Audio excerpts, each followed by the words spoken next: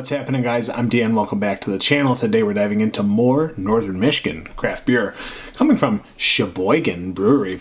Actually, Cheboygan Brewing Co., however you want to say it. So, Dark Cherry Blonde Ale, limited release. I feel like all of their different beers that come out in distribution are always limited release. It's probably because they're not massive. They're just not on a huge scale for brewing per year. I feel like they don't fall into the massive guidelines. They are just not that large yet. So don't know if they have aspirations of becoming that large, but I have been to Cheboygan. Great spot, cool little spot. It's enjoyable. It's very touristy there. I live in a tourist town. This is very touristy as well, and it's just like a summer spot, truthfully. But they do distribute, and their blood orange honey, it's probably their number one seller. If I even had to guess, I'm sure it is. And then they have these other ones, the blueberry, the oatmeal cookie stout or whatever. And then all of a sudden you see this. I think this one really took off last year, the Dark Cherry Blonde Ale. I don't know how long it's been around. I know it comes and goes, but I don't think it's been around all that long. Don't quote me. But I haven't tried this, so that's why I really want to try this with you guys. I think it'd be a fun one to do, especially for upcoming summer months. I feel like this would be a good one. So, I don't know, Dark Cherry Blonde Ale, clocking at 5% ABV, 15 IBUs, a medium-bodied blonde ale brewed with luscious dark cherries. We captured the Northern Michigan feeling by balancing fresh fruit, aroma, and sweet cherry notes with light malt profile. This is relaxed craft. 1/23/25 is the can-down date, and today is the 20th of February. So less than a month, fresh. I love this. So let's get this into a glass. Again, I've been there. Really like Cheboygan. I mean, like, their beer isn't insane or anything. I feel like they just do like a lot of fruited beers. I feel like they do really well with that. I honestly do enjoy all the stuff they make. So it's just, they have a little bit of different offerings than you're used to seeing in the Michigan market. I feel like it's an awesome little niche they're in. So as we poured it, looks really good, right? Looks like a normal lager to me, maybe a little bit darker, a little more orangey, a little bit more, dare we say, tinge of amber. I don't know. It looks very just orange to me. I don't think it's anything outrageous. I don't think there's like, mahogany in here or anything, but nice little dark orange color there. Very nice creamy head retention. Like some of the best creamy head retention I've seen, if that's a thing. Look at, you guys can see that. It looks awesome. So let's get a nose on this. Dark Cherry Blonde Ale. I don't know if I had this. I really don't. I definitely didn't review it, but if I did, I don't remember it. So let's get back into this if I did already. Wow. That is like freaking pure fruited ale, man. Borderline Goza or something, or like crazy infusion of fruit beer, fruit ale. What do they call those? It's weird though. It smells so close to like their blood orange honey, but it's the tart dark cherry. Like it's almost the same. Like I would be shocked if it's a different malt profile. It seems all the same except for maybe the fruit differences. 5%.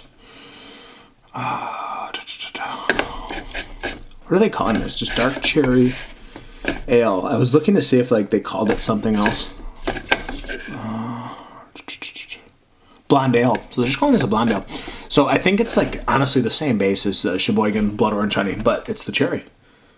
Nice maltiness, but this beautiful big burst of luscious cherries. And it smells sweet, truthfully, like very sweet. But then you get like the bottom base blonde ale right underneath that sweetness. I mean, it smells good. It smells just like a fruited ale, though, to be honest with you. Like, I wouldn't believe you if you told me it wasn't, like, super artificial. Like, it doesn't come across unpleasurable. It's just, it's so much fruit. So let's get into this. I wonder how they actually brew this. Cheers. Cheers, Cheboygan. Good shit.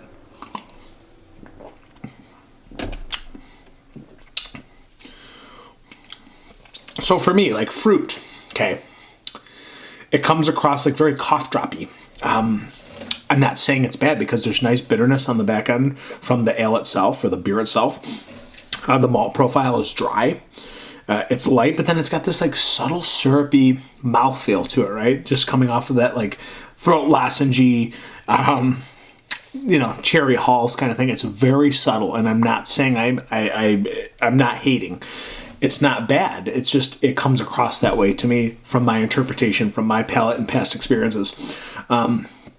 It's good, it's dry, it's drinkable, but there's that nice bit of like tart cherry sweetness as well. So a tart, slightly sweet syrup.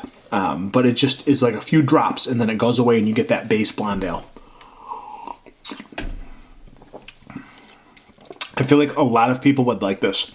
I don't dislike it. It's that to me, it's throat lozengey. It's Hall's cough droppy, and it comes at a way it comes across to my palate that way. It very much is. It's got to be the base of the Blood Orange Honey. Again, that beer can come across kind of odd as well. Almost extracty, artificially, but that beer on tap is fantastic.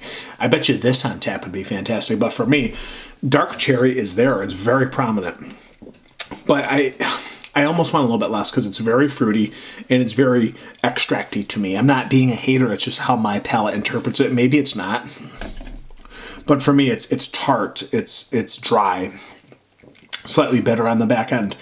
I like that it has that drinkability, but again, it comes across just kind of artificial to me. So for me, like, I'm just not going to pick this up all the time. Not that maybe other people would. I feel like this labeling is 100% correct. Like, dark cherry blonde ale is perfect. That's exactly how this comes across. Maybe just a heavier mouthfeel. Again, I attribute that to like the syrupy Hall's mouthfeel. With all that being said, this is still a good beer. I'm not being haters. I'm not being a hater on them. It's that for me, it's not my preferred ale. Or, I'd go for their blood orange, or I'd go with just a standard, base of this. I don't necessarily need the dark cherry in this, but for tourists and people who love Michigan, they'd be a freak for this. They'd freak out. They'd be like, this is incredible flavor. It is. But for Dan, the extracty, throat lozenge, Hall's thing, just not my favorite cup of tea at the end of the day. It's good. It's not for Dan. So I'm going to go with a 3.6 out of 5. That's where I'm putting this beer. Just not my favorite. Honestly, guys, 3.5 for me. Just not my favorite. So dark cherry blonde ale, if you want good flavor and you want dark cherry tartness, a little bit of sweetness, this is for you. But for Dan, it is not for me. I love all their other offerings for the most part, but this one I would pass on. So dark cherry, blonde ale, guys, thank you so much for being here. I'd still crush this in the summer, by the way. Just saying. And I love Cheboygan. So if you're going to pour a beer, pour Michigan beer, guys.